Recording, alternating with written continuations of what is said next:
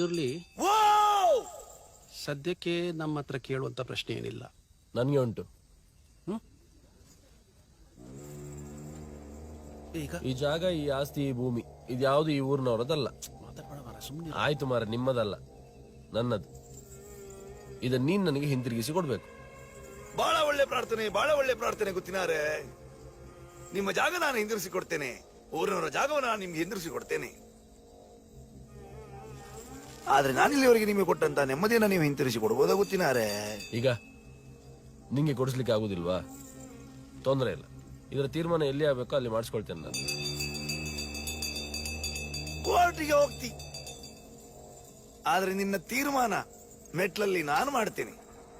ಜಾಗ ಊರಿನವ್ರದ್ದು, ಅದರ ತೀರ್ಮಾನ ಇವತ್ತಲ್ಲ, ಮುಂದೊಂದು ಕಾಲ ಬರ್ಬೇಕಾಗ್ತದೆ. ಊರಿನವರಿಗೆ ಸೇರಿದ್ದ ಇದು? ದೈವ ಮಾತಾಡುದ, ದೈವ ನರ್ತಕ ಮಾತಾಡುದ?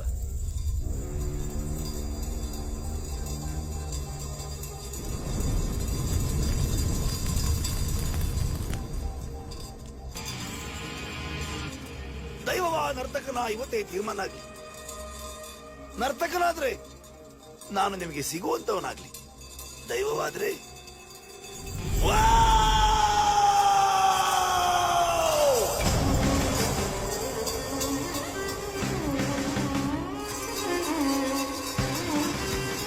ಶಿವ.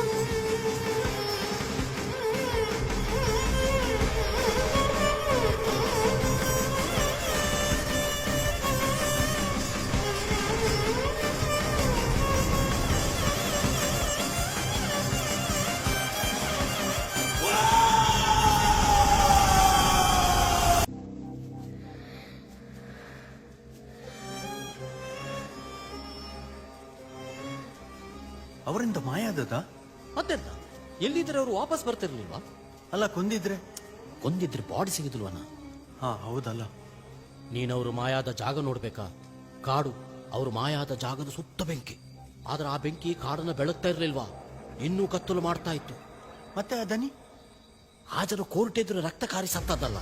ಕೋರ್ಟಿಗೆ ಹೋಗ್ತಿ, ಆದ್ರೆ ನಿನ್ನ ತೀರ್ಮಾನ ಮೆಟ್ಲಲ್ಲಿ ನಾನು ಮಾಡ್ತೇನೆ.